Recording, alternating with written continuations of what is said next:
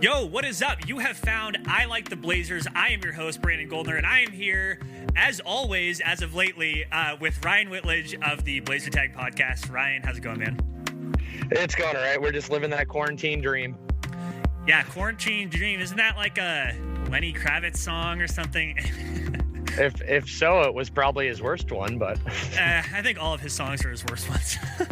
Whoa, shots fired. Shots fired. I remember, I think it was like the late 90s when I was like temporarily into Lenny Kravitz as a high schooler, which is highly embarrassing. And I'm not sure why I'm sharing that. So I should just stop talking. But outside of terrible music tastes, we're going to talk about some stuff. We're going to talk about Damian Lillard and LaMarcus Aldridge. It's kind of the LaMarcus Aldridge / tampering episode of I Like the Blazers. So let's just start right away. So the Blazers, the short story is that the Blazers gave Damian Lillard the keys to the Twitter account, and he was doing some live tweeting during a game. They've been playing like classic games because obviously there's nothing else to do. Ryan, do you remember what game they were broadcasting actually? Because I don't remember. That was that his OKC game? Yeah, I think it was. Yeah. I think it was. The game 5 of last year's playoff. The wave goodbye, the bad shot. Yeah. So he was on there, and obviously fans are interacting with him because why wouldn't you do that? And here's what happened is that someone said, I think that the question was, who is the teammate that you miss most who's no longer on the team? And he responded with LaMarcus. And then LaMarcus responded with a quote tweet with googly eyes. And then as we're all kind of freaking out, and again, I mean, what else do we have to do?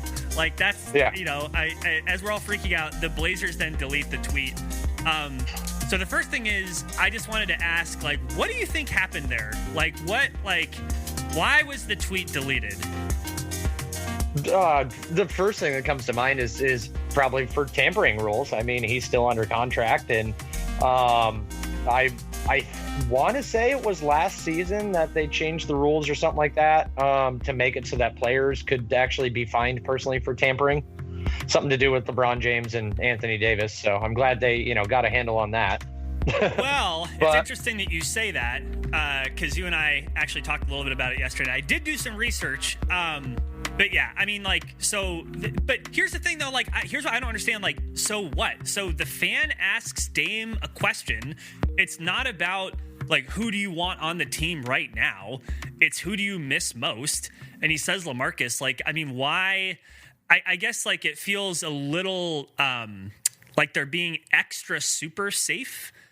I mean, I thought, I don't know. I thought it was playful, and I thought it was probably the most interaction any of their tweets got that night. Just seems an interesting move to pull it. If it's really innocuous, then who cares? Yeah, never mind the fact that he also said that he loved playing, or that he was talking half the game about how he loved playing with Harkless and Aminu and the things that they brought to the table and all that stuff. So right, and did they delete those tweets? I don't think so. Nope. Right. So okay. I think the tweet was specifically if you could bring one player back to Portland, who would you bring? I want to say it was very targeted like that. It was very specific. Fine. So. I don't know, man. I feel like it's let him have his fun. And also my understanding with these things is that there's no staff member who's screening these questions before they go out, or screening the responses rather from Dame. My understanding is that they give the keys to the Twitter account to Dame, and he just tweets. So if a player does say something they don't want them to say, they have to kind of go up and clean up the mess afterward.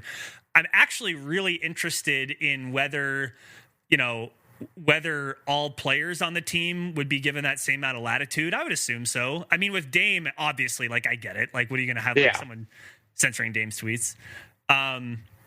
Well, I think Ants and Anthony Simons has done a live tweeting of a game. I think Gary Trent Jr.'s done one. CJ, I know, did one. So, and they all seem to have a fair amount of free reign and latitude to say whatever they want to say. So, yeah, let's talk about the tampering then, because it's a little complex. It's a little convoluted. So I want you to start and make your pitch, because the thing that we were arguing about is whether players can tamper or not. So make your best pitch for why you do think players can tamper, and then I'm going to make my best pitch for why I don't think that's the case. Although I think you end up being right, but I want to hear the case for like why. Like, these players have been playing for years, right? They've been gumming up through AAU and through college and their friends. Why should players tamper? Why should that be a thing? That doesn't seem fair. Well, players should tamper, and let's get this right out in the open. Players tamper all the time, whether it's something that they say in the media, or, I mean, you get a hold of any high-profile NBA player's phone and scroll through his text messages. I guarantee you there is all sorts of, hey, dude, I know your contract's up next year, blah, blah, blah. But the NBA is not going to, tap down everybody's cell phone. So, but as far as, I just don't necessarily think, I don't think that it screws with the game. I don't think it hinders the product. I mean, look at it right now. How much drama did this Dame LA thing cause that was at least responsible for 14 news stories that I know of? Gave writers something to do. And this podcast.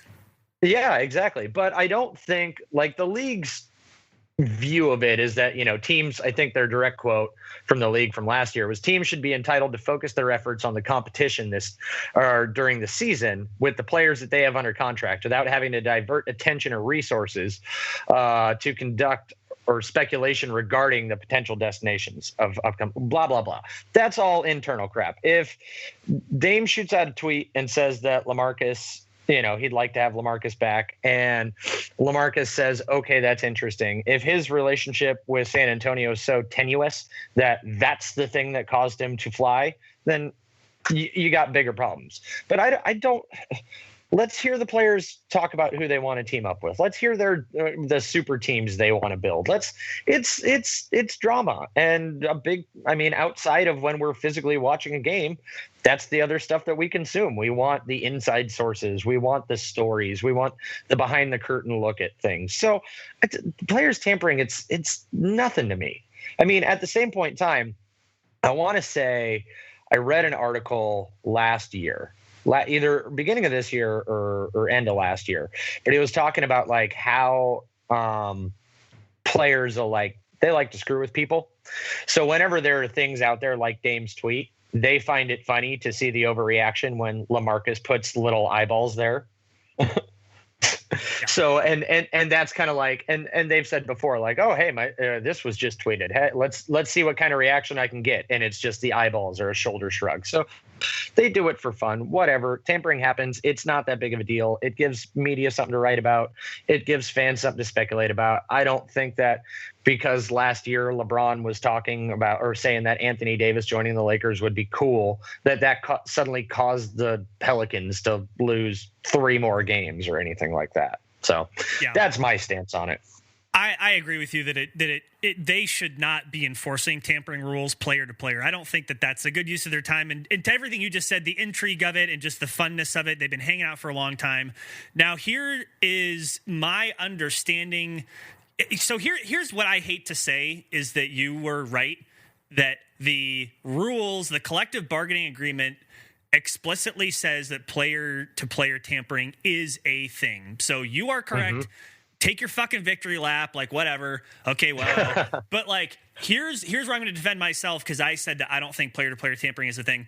When they were talking about this back in September, they did say we're going to go to the Board of Governors, which are all of the NBA owners, and we're going to figure out some new penalties for the rules that are already on the books, and or we're going to reinterpret them. The thing that they were trying to walk the tightrope of is if they changed too much, they would have to then bargain with the players union. So they were trying to, within the current rules, and maybe if we change the interpretation of it, right, and like maybe if we up the fines, that then we can make the case that we've made some substantive change. So they were talking about that. The end result was that they didn't touch on the player-to-player tampering stuff any more than they're already in the rules. And so historically, the league has not really enforced that. And it was because of all the reasons we've already talked about. The players have been hanging out with each other for a long time, been playing basketball for a long time. There's an article here from NBA.com from Steve Ashburner, who is not someone I'm super familiar with, but his article is on NBA.com. And it explicitly says, quote, the league historically has not enforced tampering rules against player-to-player contact. None of the measures mentioned Friday addressed that, end quote. So the other thing to think about, and I want to ask your opinion on this, is, and here comes the political science nerd in me coming out a lot in this section, but Adam Silver in that press conference basically said, we want to have rules that we can enforce. So they don't want to have a rule against player-to-player tampering if they're not going to enforce it. Again, that means they'd have to go back to the union and blah, blah, blah. But I tend to agree that's a good idea. What is your take on this? Would you rather that the league be like very black and white, very explicit about what their rules are, or would you rather that they have some flexibility and some latitude? I think that those are two different schools of thought. I'm just curious your take on that. I think the league can have both. I mean, but a big part of that comes down to that you can tell players, you can say that, hey, if we catch whiff of that you shot a text to this player, we're going to fine you $10 million flat out, like make it some huge exorbitant fee. You can tell players that they're still going to text, they're still going to whatever, they're going to go about their business.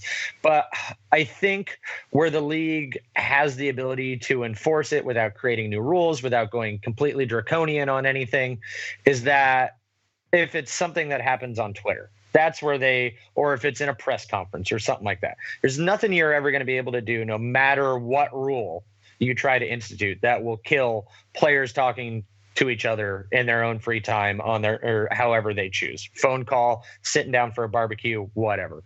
But no, they can institute as far-reaching rules as they want when it comes to press conferences and social media and all that.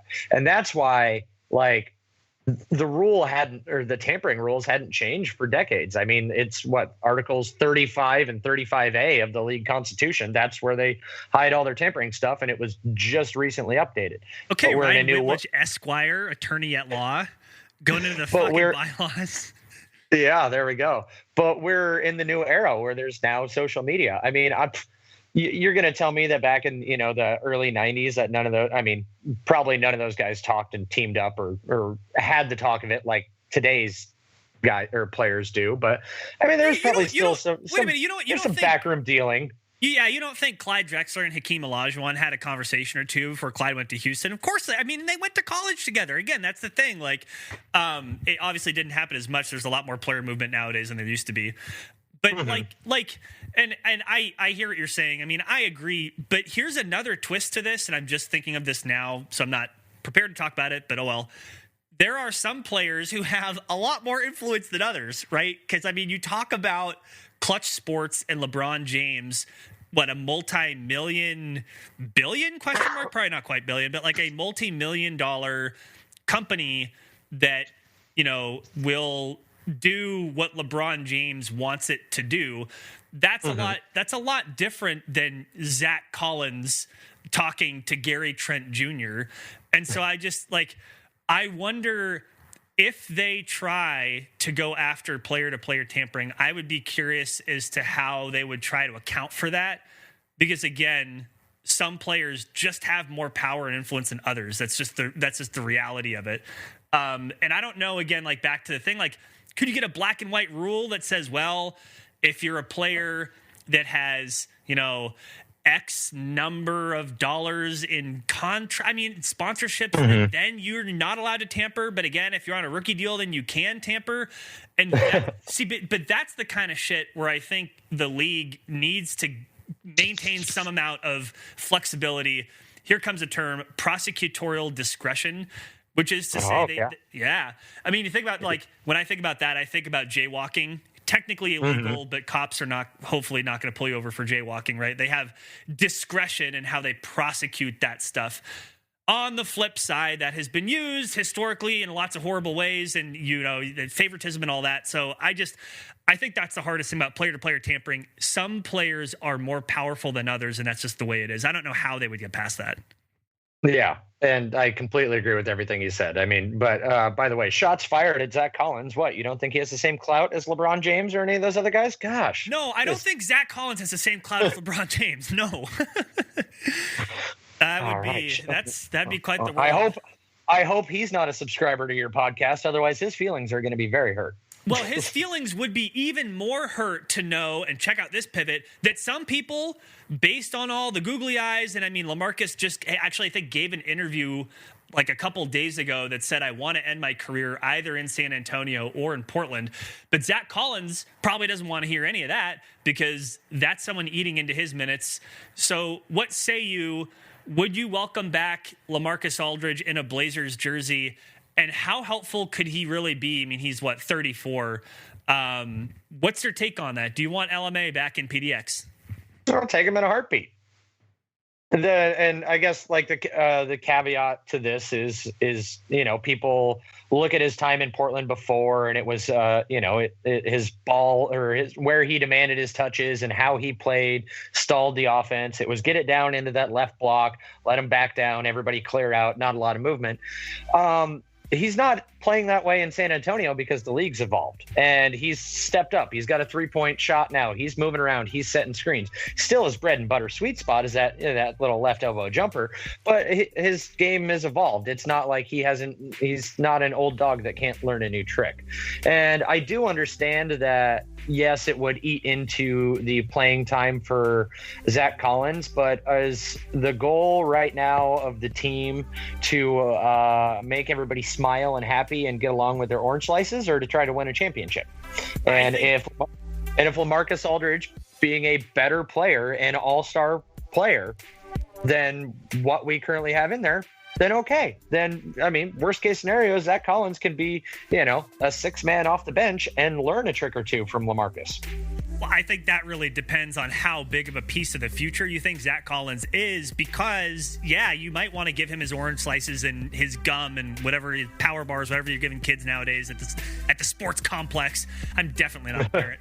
But, yeah, I mean, it might hurt his development. I mean, this is not particularly recent history, but I remember a power forward named Jermaine O'Neal who was buried on Portland's bench, and then the next year went to Indiana and I think was an all-star immediately or maybe the year after. So yeah, that could be a problem. But to your point about LaMarcus Aldridge, I just pulled up the Basketball Reference page. So, hardcore analytics here, picking off those box stats. I got Zach Collins' salary and contract details on my screen right now. So it's probably the most research we've ever done. It definitely is. And I would love Zach Collins' salary, by the way. I'm looking at LaMarcus Aldridge, and you're right about his 3-point shooting. There are only 3 seasons in his entire career that he has shot more than 1 3-pointer per game. The first year was his last in Portland, 2015. The second time was in 2018. And the last time was last year, where he shot 3 of them per game. And it's not a surprise to see then his effective field goal percentage is the highest that has ever been. That came last year. So yeah, he's 34. He's slower. He's not the defensive, not that he was ever a defensive force, but he doesn't have the same defensive chops that he used to. But, yeah, it's really hard to say that you wouldn't want someone like that on this team. I mean, yeah. So let's do this. I mean, again, absolutely no research. How does he get here? Here's the thing. He has 1 year left on his contract, I think. So if you wait an entire another year, now he's, 35, 36. He's at the very, very end of his career. I would figure if you want to get him, you want to maximize Damian Lillard and CJ McCollum's prime. You want to get him as soon as possible. How could they get him? Like, what could they possibly trade? That's the part where I don't see how it works, unless you're waiting for him in free agency. Again, that's another year older at that point. Yeah, making $24 million, and then you look at the Blazers roster, and they have so much of their cap is eaten up with Dame and CJ specifically, and then a little bit more with Nurkic. I don't see how this happens, to be completely honest. What do you think about that? Well, if you want to go straight like ESPN trade machine, hey, look, the numbers work, so why wouldn't this work? Yes, that's exactly what we want. then in that world, somebody out there thinks that, or specifically San Antonio thinks Hassan Whiteside is worth $26 million a year, and it's a sign and trade. As I'm a little loopy here on some of the sign and trade rules, because I've seen some, the Blazers Twitter land has gotten into some heated debates here recently about if you could do a sign and trade with Hassan. I've heard strong cases for yes, strong cases for no. I'm just going to assume somebody's right in that, but as far as I know, as far as the rules allowing you to do it. Yeah, but I mean, somebody came out and said, no, you can't sign and trade players like that. That's not how that works. And I'm like, I swear I've seen this happen at least a handful of times. So I don't know. That's probably the easiest way. Now, if you want to start saying hey, in order to get LaMarcus back, we'd have to trade Zach Collins and a piece and find a way to make or get a third team involved, then I'm out. If unless it's something simple you can one player that's not going to be here long term to bring him back, go ahead and do that. Other than that, if he wants to come back and get a 2-year deal with the second year being a player option, after this contract runs out and he's older, he can go off into the distance and here in Portland, and we can bring him back for a team friendly deal. At that point in time, he probably won't be starting, but his talent would still be able to possibly help the Blazers get to where they want to go. I mean, and I could also see him being somebody who plays until he's 40. Just the way that he plays lends itself to that, especially if he's going to be taking more threes. And, he's been relatively injury free, LaMarcus has. When you look at how many games he's played, it's actually pretty incredible. The only season that he's played fewer than 60 games, apart from this season, which was cut short, was back in 2012. And I think that was back when he had the heart arrhythmia stuff. But maybe I'm wrong about that. But at any rate, the point is he's been relatively healthy. I could see him playing until he's pretty old. And then you got the nostalgia factor. I just wish, well, here's the thing. I mean, I want to get in a time machine and go back, because in that same interview that LaMarcus Aldridge talked to someone, I think it was yesterday or the day before, he basically said that the reason why he left is that the communication between himself and Dame wasn't as good as it could be. And I think that he even said that he had feelings about Dame that were not because of anything Dame said, but because of the people around Dame and LaMarcus were telling them stuff. And I just think, I remember reading that piece. Yep. Yeah, I just think that's a shame, man. I mean, because Wesley Matthews, I mean, I know we're getting all nostalgic, but what else are we going to talk about? Wesley Matthews would have been injured for a huge part of that year, but running that team back, I mean, that's something that I actually asked on Twitter from the ILiketheBlazers Twitter account. I asked folks if LaMarcus Aldridge had been, had stayed with the team. I'm bumbling, so I'm trying to find it. Would the Blazers have seriously challenged the Warriors as a top team in the West if LaMarcus Aldridge had stayed? And there were only 94 votes, but of those, about 100 people who voted, 70% said yes. So, Ryan, what do you think about that? 70% of 100 people think that if LaMarcus Aldridge had stayed, the Blazers would have seriously challenged the Warriors. Does that ring true to you? It does, and it does? And I believe that.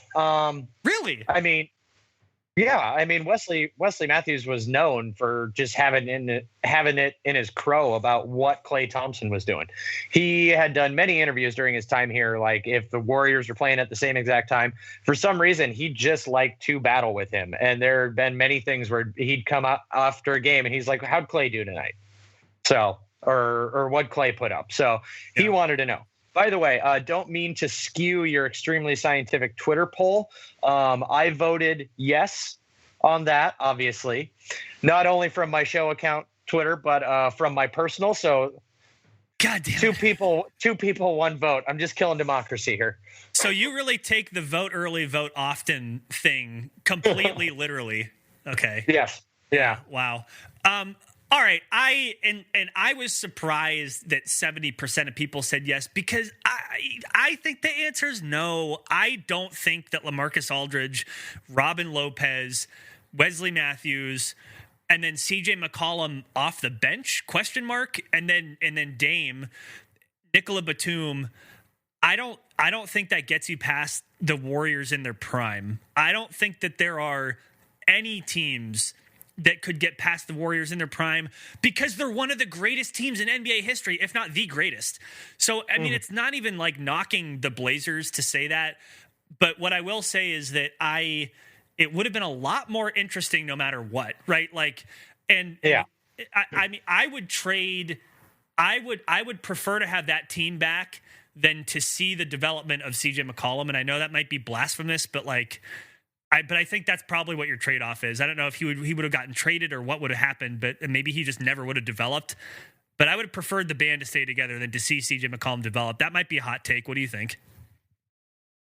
Probably the hindering the development of CJ McCollum is the biggest knock there. But I don't know. I guess I'm just hanging my hat a lot more with that team on their defense with Wesley Matthews and Batum. And I understand, Robin Lopez isn't a all world NBA center, but I mean, he did his job, he did his duty, and so if Dame maintained his growth rate and came alongside that team, CJ would think about it this way. You have that team, and if CJ ended up being the sixth man off the bench and started playing like he's currently is, then that team starts looking rather dangerous to me. And it has lots of scoring options and a very good defensive unit. So yeah. I don't know. I guess I'm hanging my hat on that old adage of defense wins championships, not just 932 3-pointers a game. Although that probably helps. Like who is going to be guarding Steph though? Because so you have Wesley Matthews can reasonably defend Klay Thompson. Batum. I don't. You think I was about to say that, but I don't know if he could keep up. I mean, I haven't watched a lot of film of Batum guarding Curry. I'm sure it's out there. Was that actually a thing?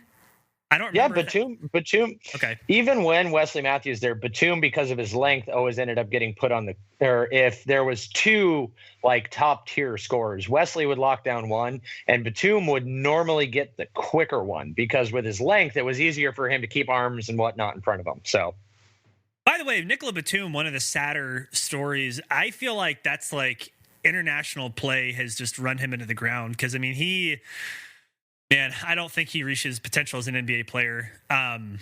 His contract certainly did. Yeah, God bless Charlotte for thinking that they would be the ones to change him.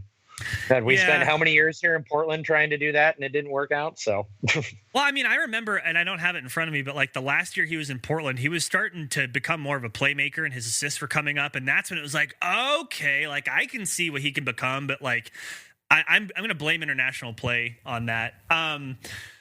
All right. Yeah. I mean, if LaMarcus comes back, it's not going to be for a while. And just like basketball is not going to be back for a while. Did we already talk in the last podcast about the horse stuff? It hadn't happened yet. You were out on it. It's now happened. Any opinions about that now that it's done? I think it's done. Yeah. How can nobody afford a decent Wi-Fi connection? Or if the NBA or ESPN wants to broadcast this, like I broke my rule. That's what I thought too. Last podcast, I said I wasn't going to watch a single second. I turned it on and watched Chris Paul. That's about as much of it as I caught. And then I caught the little Twitter clips, everybody else.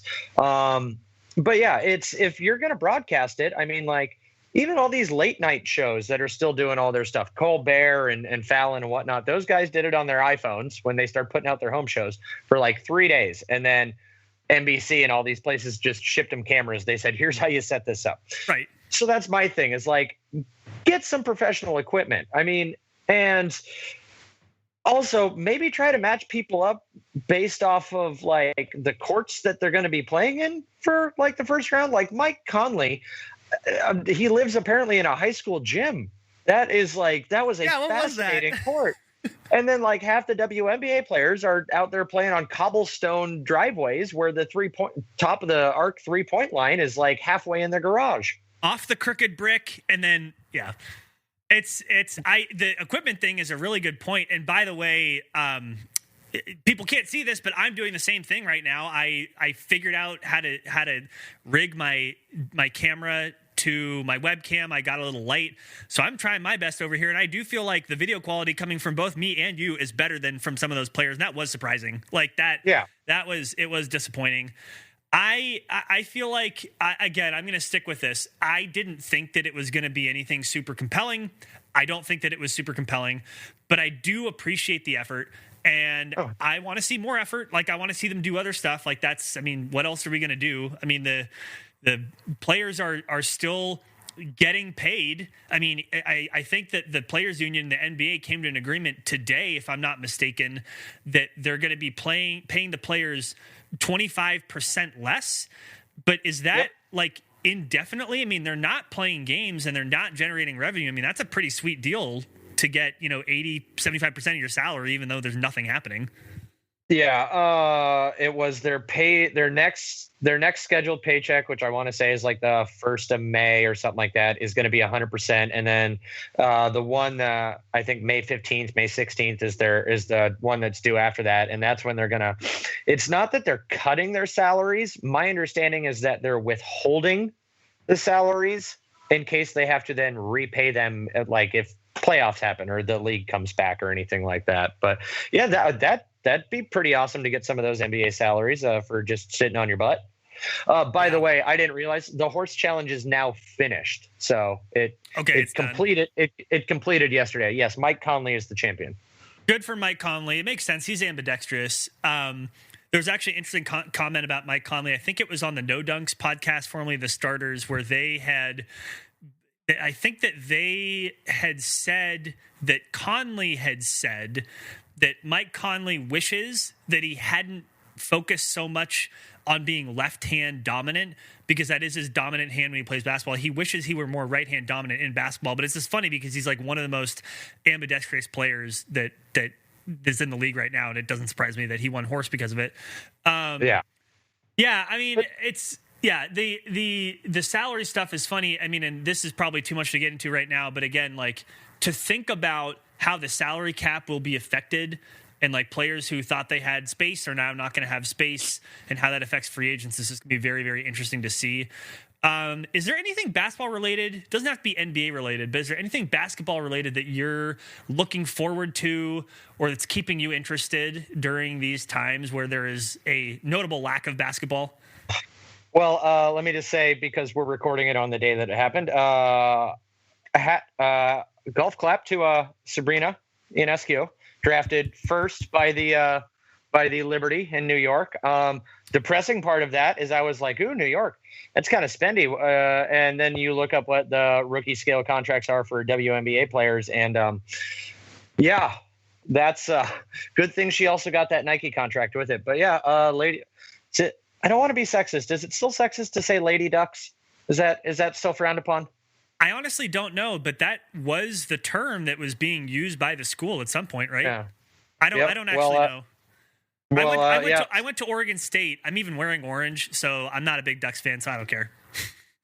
Well, first two picks off the board were from your rival over there in Eugene. So pretty Ducks impressive. Went 1 and 2. So congratulations to them. That happened. Other than that, there's not a whole lot of basketball stuff. I mean, the things that I find interesting, or that I try to keep reading up on, are like just the memos that the league puts out about like when it thinks it's going to bring the season back or whatnot. Because I'm curious how all these now off-season dates, like how that changes things. Like the one contract and the one player that I'm really keeping my eye on as far as the Blazers are concerned is Ariza.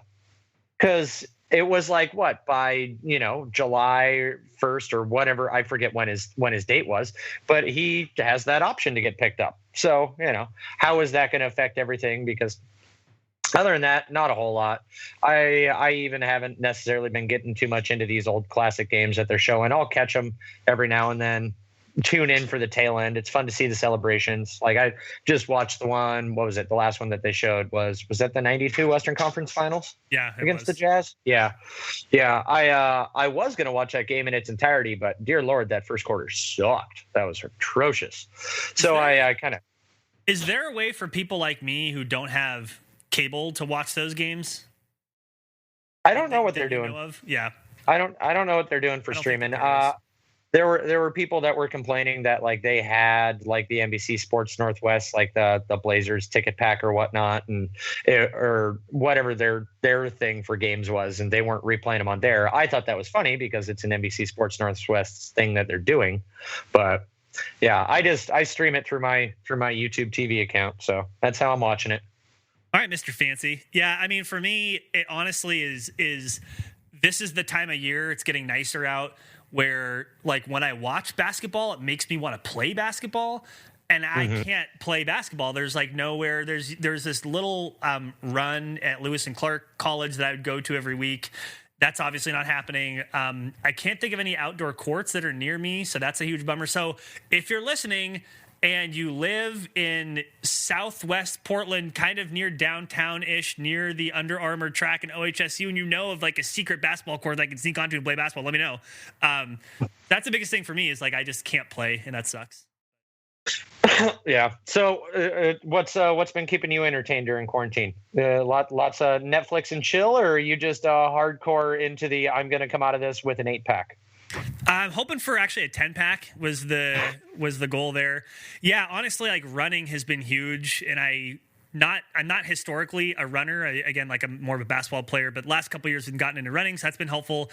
And I've been playing some video games, so I don't know how many video game fans we have on the pod, but when I was a kid, I was a huge Final Fantasy guy, heavy into Final Fantasy. And so they're releasing, or maybe it's already been released, a not just a remaster, but like they have redone Final Fantasy VII that originally came out on PlayStation, and now it's available on different consoles. I have both a PS4 and a Switch, and that seems very interesting to me. And in the meantime, I've been playing Final Fantasy VIII on my Switch. So some video games, some work, some running, petting the cats. You know how I be. and then yeah, trying to keep podcasting. It's tough though. I mean, it's tough when there's not so much to talk about, but when you have such a great co-host like you, it makes it a lot easier. So a controversial statement here. I was big into games. I'm still a gamer. I've been playing a lot of Call of Duty Warzone lately, trying to, not get beat constantly. But growing up, and still to this day, I have never played a single second of Zelda or Final Fantasy ever. What? I have never touched either of those once. You horrible human being. And it's funny. And I had every console growing up, so it's not like I didn't have the opportunity. So which consoles do you have now? What do you have now at your house? Right now, I have PS4 and a Switch. Okay, so you could play Breath of the Wild. Here's what I'm going to say. So Zelda Breath of the Wild on the Switch is a stunningly immersive, interesting, fun game. It's pretty easy to pick up and put down too. You're not really you never feel like, oh, I have to wait until I get to a point and I have to put it down after that. Like you can kind of get in and out of it pretty quick. So I highly recommend. I know that it's still kind of at the premium price point or whatever, but I cannot say enough good things about that game. It is pretty spectacular. I know it had high expectations, and when I first played, I'm like, there's no way it's gonna be as good as everyone's saying. It's so great. And it seriously is. It's really fucking good. Nice. Maybe actually, I wonder. The Switch is my son's, so he he's got a whole stash of games. I'm not entirely sure. He may have that somewhere. Maybe got it from his mom. Off the rated stuff. Well, as a parent, the other one is sorry. Wait. No, let me get this joke in really quick, which is to say, as a parent, what you should do is your son is acting totally normal, totally chill. And just for no reason, be like, you're grounded, and I'm taking away your Switch. Steal the Switch, play Breath of the Wild, and then give it back to him. Okay, that's it. That may or may not be close to what I do when I sit them down and make them do their online schooling and learning and whatnot. But there we go. But yeah, the other thing is a while ago, I was trying to introduce my kids to the old games that we grew up on. So I still have my original Super NES. And nice. About 50 games. And so we've busted out some classic Donkey Kong, the original Mario Kart, and some Paperboy and a couple things on there. You can't go wrong with those, and I have appreciated. I've already burned through most of the library of the games I want to play, but the Switch has, the regular Nintendo and Super Nintendo emulator in it, and it doesn't have every game ever. But like it has Super Nintendo has like Metroid on it, and it has Zelda Link from the Past, and so yeah, that's been a lot of fun. Yeah, I wonder how video game companies are doing during this time. I would imagine, as much of the economy is, struggling and shut down and people are losing their jobs and it's really shitty, I would imagine that video game companies are probably doing pretty well. Yeah, maybe I should buy some stock in some video game companies. Yeah, they're having their highest investment or highest stock numbers since last February, not this past one, but the previous one. But yeah, no, I remember it was shortly. GameStop was trying to get itself to be considered an essential business, so it could stay open. It fought that for as long as it could because it was just things flying off the shelves. There was a leaked audio from a GameStop supervisor's call, and it is as slimy as it gets. There were store managers saying, hey, what if we have staff who are concerned about coming in?